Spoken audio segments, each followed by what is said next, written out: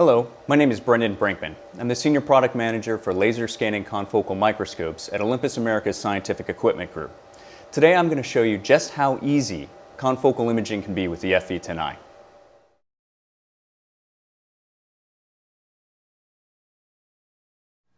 To turn the system on, all you have to do is press this button. You'll note that the system already has power from the power supply unit by seeing this red LED indicator light. If I press this button and hold until I hear a beep, the system will start in non-incubation mode.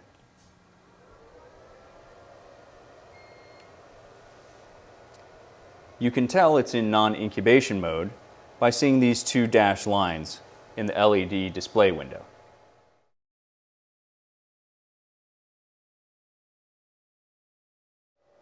So the first thing we do after we turn on the instrument is decide what kind of sample holder we want to use.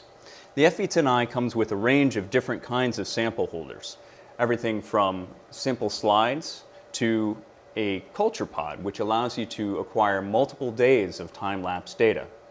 For today's demonstration, I'm just going to use the slide holder.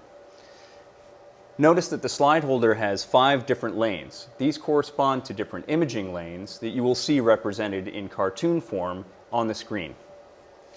The first thing I'm going to do is take my slide, place it in an imaging lane. I'll come to the instrument, open the lid, and place the sample holder inside the FV10i. This happens to be an FV10i Live, which allows for long-term time-lapse. So we have this extra culture cover. I'll place that inside the instrument, close the lid, and now I'm ready to begin imaging.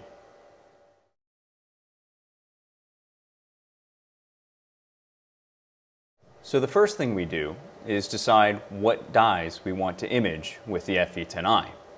As you can see, there are a large range of dyes already in the dye list. In addition to some preset dyes, such as the Alexa fluors, and also green fluorescent protein and yellow fluorescent protein, we have general selections for blue, blue narrow, green, green narrow, and so on. So the system's quite flexible in terms of what you want to image. For the sample that I have now, I'm going to use the blue narrow, green narrow, and red narrow selections. If I wanted to remove one of these, I could select it and delete it, or select all clear. Then come back in, double click on the dyes, and they repopulate into the selected dyes window. Additionally, if I wanted to load from an acquired image, I could select this tab and then immediately pull up from a previous experiment. That way I could easily replicate what I had done before. The next step is to click Start.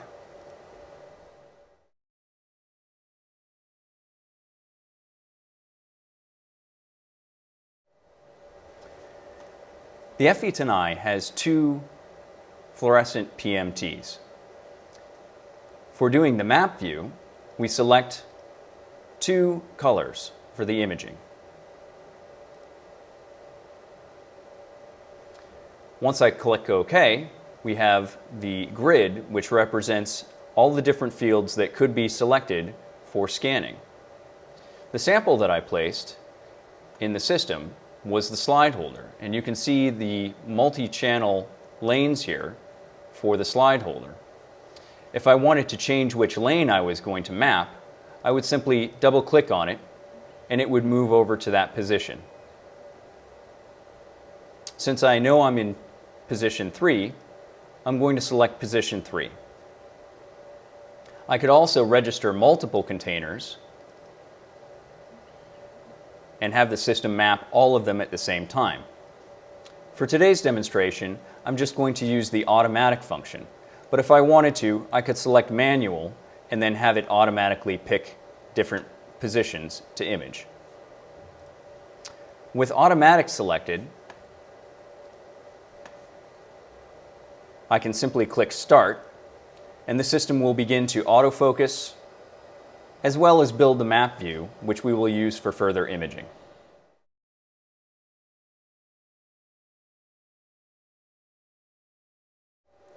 The FV10i operates its autofocus based on finding the contrast between the cover slip and the specimen using the 635 nanometer laser. The progress bar at the bottom shows where you are in the autofocus feature.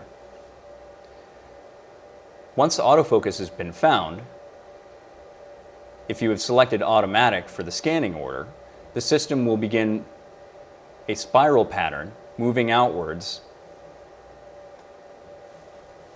You can stop the scanning at any time. Once the map view is completed, you can turn different channels on and off to get a preview of what your map looks like. The completed map will then become your reference for the rest of your imaging session. Clicking Next moves on to the acquisition portion. After our map view is complete, you can see that it shows up in the left portion of the screen. This map view allows you to zoom in and zoom out, turn channels on and off.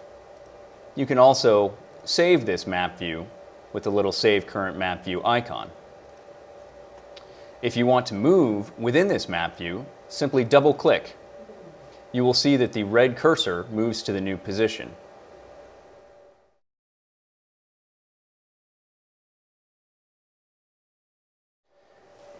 The first thing that we want to do for an acquisition is to decide what kind of acquisition we want. At the top left, you can see it says Z-stack now. But there are many other kinds of acquisitions that we could do. Selecting the arrow allows us to see all of these different options. We could do a 2D time lapse, a single Z-stack, a Z-stack over time, multi-area time lapse, or multi-area Z-stack time lapse. For now, I'm just going to select Z-stack. This will allow me to do a single position, three-dimensional acquisition.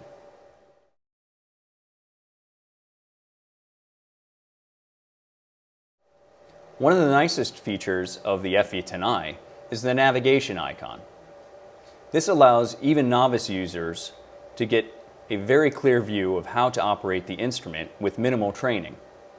If I select navigation, we can see sequentially multiple areas will light up and be highlighted so that you can know exactly which options you need to select. For the imaging size here, I'm going to select 512 by 512. That is the number of pixels that are going to be acquired in the acquisition. After selecting that, I'm going to select Next. And now it's telling me to choose which cell I want to observe.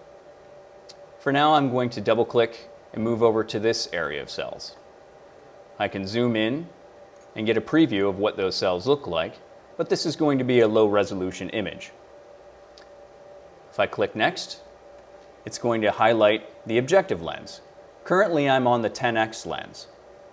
If I want to take a higher resolution image, though, I'm going to want to change it to the 60x. Clicking on that lens icon will automatically move the 60x lens into position. For the FV10i Live, that means the 60x water. The 60x water lens has a unique water dipping feature, which maintains a water meniscus on the sample at all time. Now that the 60x is in position, I can click Next again. As you can see, the navigator is highlighting the Repeat button. From here, I can select ×1, ×2, or ×4. That's the speed of scanning for the preview. Let me select ×2. If I click the Repeat button, you will see we're now getting a little bit of data in channel 1. The navigator will guide me how to optimize this image. If I select Next, you can see that it's now telling me to select the section to observe. The highlighted bar here is the focus bar. If I click above or below, you can see that it affects the focus of the system. I can also use the roller on the mouse wheel. Now that I have a very bright sample in channel 1, I could also look at the other channels. If I simply click on channel 2, we begin to get images in that channel. Same thing with channel 3, where I will get not only the mitochondrial label, but also some phase contrast image. Continuing on with the navigator, I will select Next. Now the system is telling me to adjust the zoom. I can either directly adjust the zoom by using the scroll bar here, or I can select the Optimize Zoom up top. This will automatically adjust the image to a 1:1 pixel resolution. If I select Next, it now tells me to adjust the confocal aperture. The FV10i has a range of confocal aperture selections. The default position is 2 Airy discs. If I want to bring it down to the finest optical section thickness, I'll select 1. You can see the image gets dimmer after I do that. Some of these other images in channel 1 and channel 2 also seem bright. Now that I have a thinner confocal section, I'm going to optimize that by selecting the different channels, and we'll see that the image gets dimmer. This is because the system is now physically blocking more out of focus light. Now that I've adjusted the confocal aperture, I will click Next. Now the system is telling me to adjust laser intensity. Typically, with any laser scanning confocal microscope, you want to minimize the laser power that is going to each sample. One little trick that you'll want to use while using the FV10i is to hit Ctrl-H on the keyboard. Once we do this, we change the lookup table for each of the channels to a high-low lookup table. This means that red pixels will be oversaturated, blue pixels undersaturated, and then grayscale for everything else. This will give us a good visual cue for adjusting laser intensity and the sensitivity of the detectors. I'm now going to reduce the laser power to a much lower level. This will preserve the specimen. I can do this for each channel.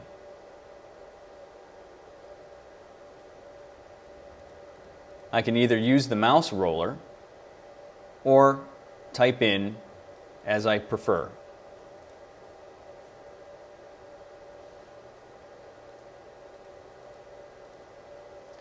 Once I've reduced laser power, I can follow along with the navigator, which will then prompt me to adjust the sensitivity of the PMTs. PMT stands for photomultiplier tube. Those are the detectors in the system. Now I can bring the levels back up for each of the channels. Notice that I can simply click on the name of one of the channels, and that will make it active. In addition, I can click on the screen where the channel is. That will also make that channel active. Now that I've made some adjustments, I might further go into depth and make sure that I'm still in focus.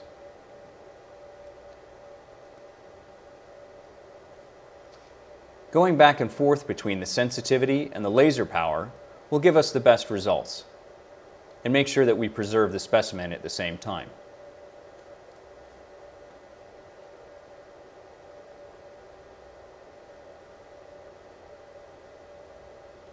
Now I don't have too much oversaturation or undersaturation, and I'll be sure to get good results on my scan. I can return to the navigator and click Next. You can see that it's highlighting the Set button on the Depth tab. This is because the navigator is context sensitive. At the very beginning, when I told it I wanted to do a Z scan, it knew that I was going to have to set a start and an end to my imaging positions. So now I will focus out of the plane of interest and click Set. If I click Next on the navigator, it will tell me to set an end for the depth. I can focus up through the sample and click Set again. If I click Optimize Z-Stack step, it will make sure that it gives me Nyquist sampling in Z. Once you've become familiar with the system, you'll be able to use the navigator less and less. If I click Next, you'll notice that it says Stop Scanning. I've clicked the Repeat button, and now the system is not scanning anymore. I can hit Ctrl H at this point, and that will return each of the channels to their color. If I click Next, you'll notice that it's already prompting me to click Z-Stack step to optimize the step size, or manually enter that however I see fit. I'll go ahead and select Z-Stack step. That way I'm not acquiring too many images. If I click Next on the navigator, now it will allow me to choose between quality and speed. The FV10i can scan very quickly just using high-speed scanning. I'll show you in one channel, and you can see how fast it's refreshing here.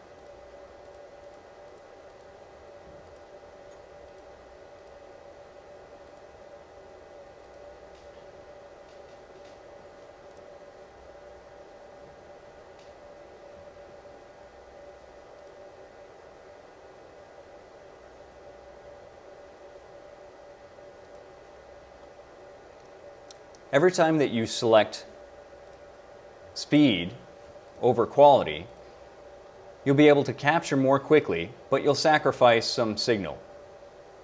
I'm going to select balance, and that will give me a nice optimized image.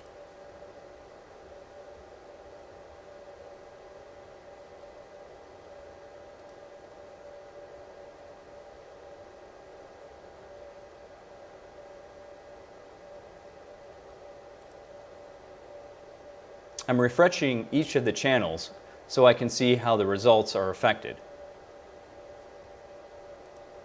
You can see I'm making out much better signal in the nucleus, the actin, and also the mitochondrial label. Following along with the navigator, the system is now prompting me to enter a file name. I'll enter test 1.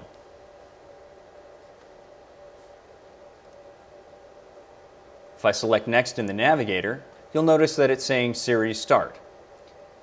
If I were to select one shot, it would simply acquire the individual plane that I was in. Series Start will do your final acquisition.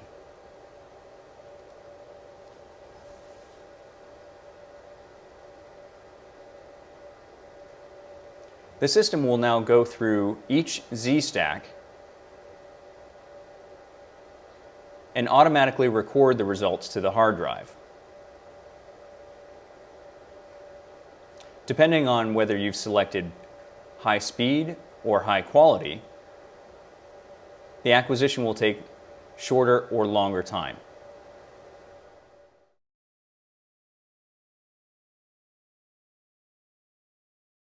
Now that the acquisition is complete, I can turn off the navigation and go to the review. In the review, I can look for the image that I just acquired. I selected test 1 as the acquisition. If I double-click on this, it will open it up. You can see in here that I have a Z scroll bar. I can go back and forth in the different Z dimension. I can turn channels on and off. I can do a maximum intensity projection. I can change whether I'm viewing all of the channels at once, overlaid, or individually. Each one of the channels, I can right-click and I can add a view.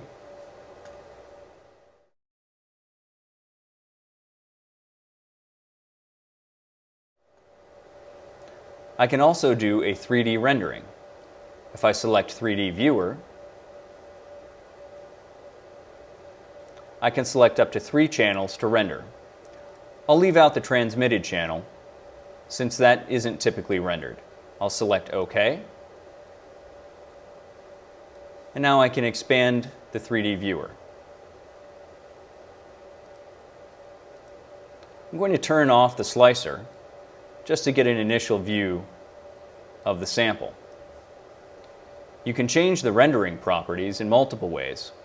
You can do a simple maximum intensity projection or alpha blend and adjust the display intensity.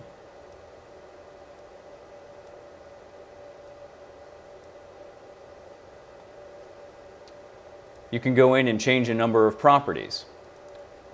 We can change the scaling. We could adjust the background.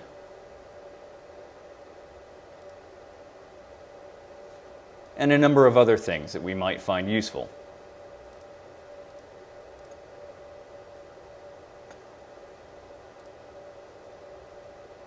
If I want, I can exaggerate the height on the sample. This was a fairly thin sample. Now if I want to look at cross-sectional views, I can turn the slicer on. I'll look at the XZ plane. Now I can drag this across the sample and look at different cross-sectional views. I can also just use it as a cutaway. If I select the cursor again, I can rotate and examine it from different angles.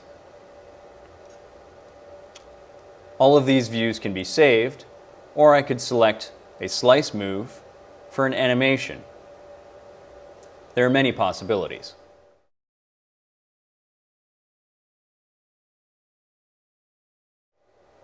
One of the nice things about the FV10i is that you don't have to only image in one position. If we want, we can expand this to a larger area. Instead of just doing a simple Z-stack, I could do a multi-area Z-stack time-lapse.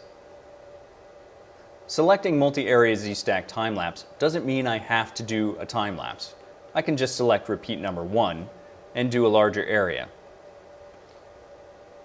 In this mode, I can select up to a 3x3 montage, and I can actually mark that point. As you can see from the preview window here in the map view, this will give me multiple areas that I can then stitch back together.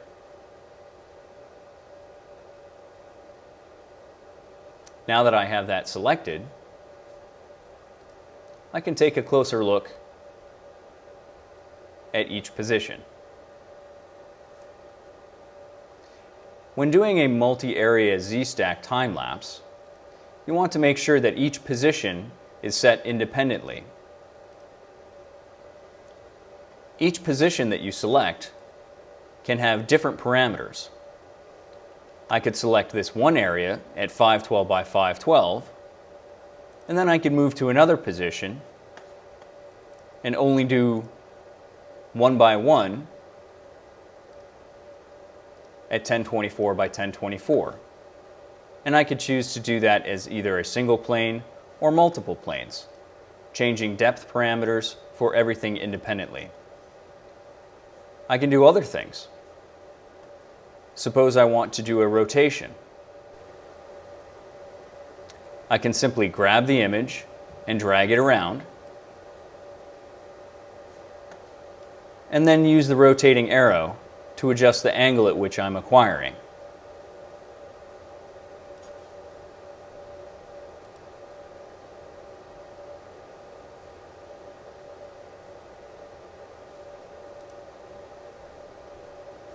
I can also crop the image.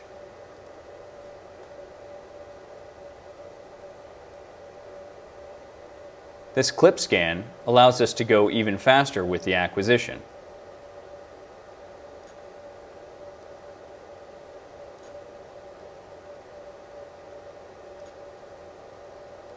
If I go to 1x, you can see the scan speed.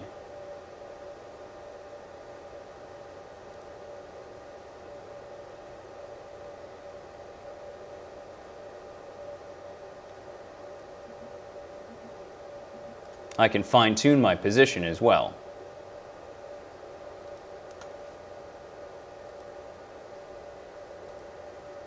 Notice that once I've done a clip scan, the system will not allow me to change the image size.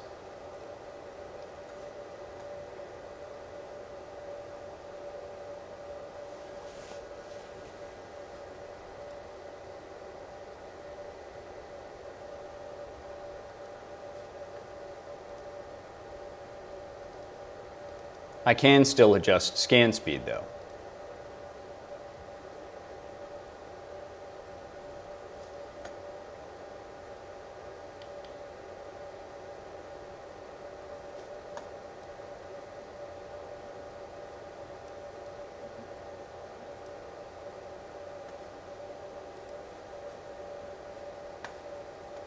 Now that I've made all these adjustments, I can register that point.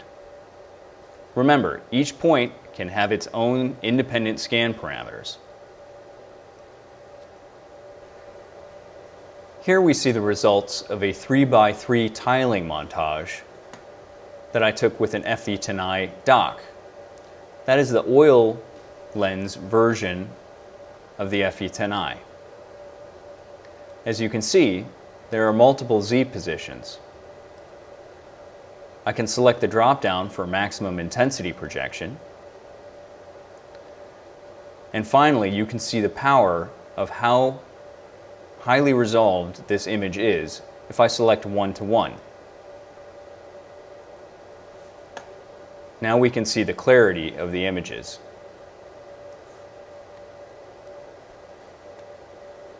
This acquisition was actually 9 different positions, all stitched together using the FV10i software.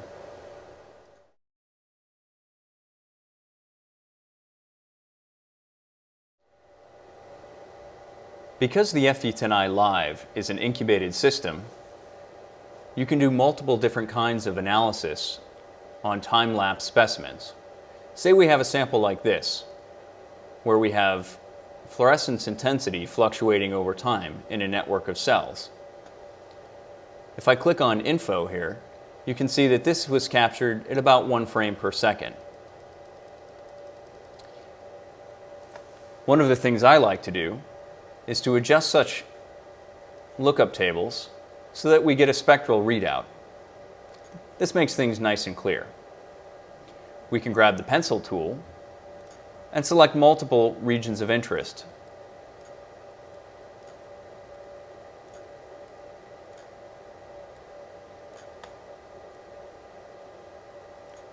Once we've done that, we can select series analysis.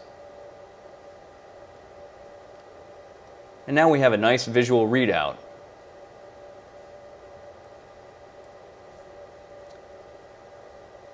If I hit the animation button, now we can see the quantitative results from our live time-lapse experiment.